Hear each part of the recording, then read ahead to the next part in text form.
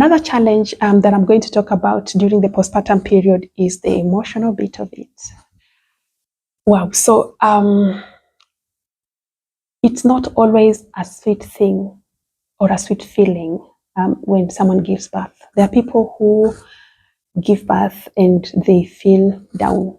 There are people who feel birth and they cry. There are people who give birth and they are so over the moon and happy. There are people who give birth and they don't feel a thing. And everyone has their own experience, and all those experiences are valid. So don't try to compare your experience with something that you sort of read or you sort of saw somewhere, whether in real life or in a movie or somewhere else. You just be yourself, and it's okay not to feel anything sometimes after you have just given birth. It is okay to just want to sleep. It is okay to feel teary immediately after giving birth. Sometimes the labor process itself has been very hectic. Sometimes the process of giving birth has had complications. Sometimes you may have medical conditions that have complicated the whole process, and sometimes maybe you have not even met your baby after a childbirth experience. So it's okay for you to be who you are. It's okay for you to feel the way you feel. All right? But I just want to highlight the mental aspect of all this to just try and raise awareness around the postpartum mental health issues as well. One of the things that you may feel is what we call postpartum blues. So postpartum blues are very common. And basically what this means is that you may feel a bit too teary, you may feel a bit too emotional, you may feel sad, you may feel like, you're not really happy with your baby, and this is common a lot. Like, it's very, very common with a lot of women. And the good thing with postpartum blues is that it goes away over time. Within a few days and weeks, you feel okay, and you're able to enjoy your motherhood and your experience with your baby. So as long as it's not in worrying levels, it is okay to have some bit of postpartum blues. But I would say this: always check with your doctor to just see, is it a serious issue or it is not a serious issue, if at all you're feeling all this teariness and sadness after you have gotten your baby. Okay. So postpartum blues doesn't necessarily mean that you need medical admission or you need medical treatment in a hospital. Sometimes, just most of the time actually, given time, the time factor, it resolves by itself and you're able to enjoy parenting your baby. The other thing is postpartum depression. So this is not like blues. It's a bit serious compared to blues. So postpartum depression may present with things like you don't want to even carry your baby. You don't want to even bond with your baby. You don't want to even be near your baby. Some people may even have harmful thoughts towards their baby. They may feel like they want to harm their own baby or to harm themselves. Some people may cry too much or may not eat at all, or they may lock themselves in room and just feel very, very sad. If this is one of you, remember that it's a common problem. You are not alone, and there is help for this. Just get treatment, right? So one of the things that can be done is we can get you therapy, we can get you medications.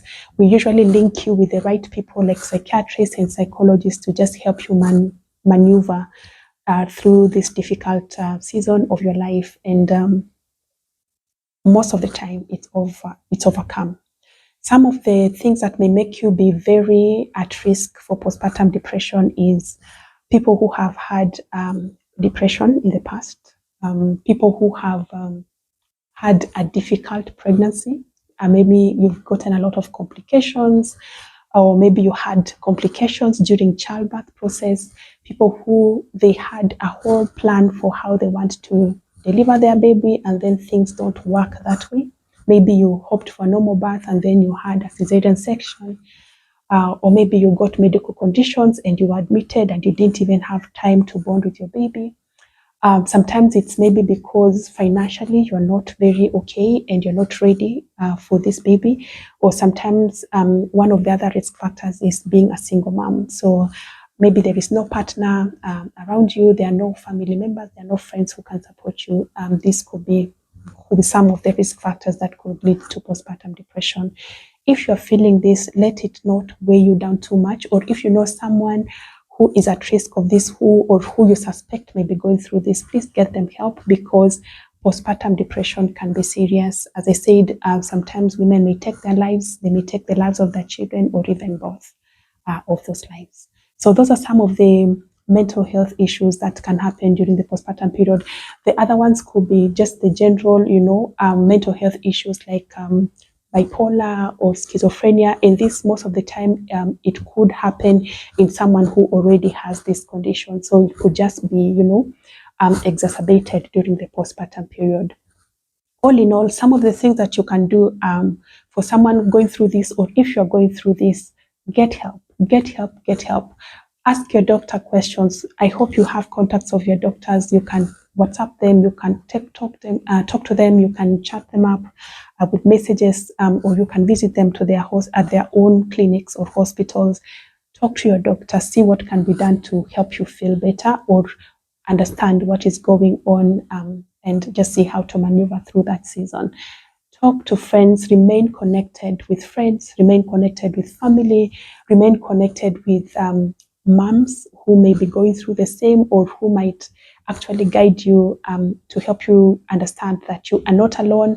What you're feeling is not just unique to you. So there are many support groups, there are many linkages, and women love to support each other, or they love to talk. So reach out and have connections. Don't cut your connections. Try to reach out and get the necessary help. Getting physical activity is also important. So instead of just locking yourself in the room and being by yourself, try to get out of the house, try to go for a walk, for a stroll for 10 minutes, see the world around, try to get some sunshine outside, try to do yoga in the house, stretches. Physical activity generally, it releases the happy hormones in your body, and it can also help you cope a lot with the postpartum emotional and psychological challenges that may be going on.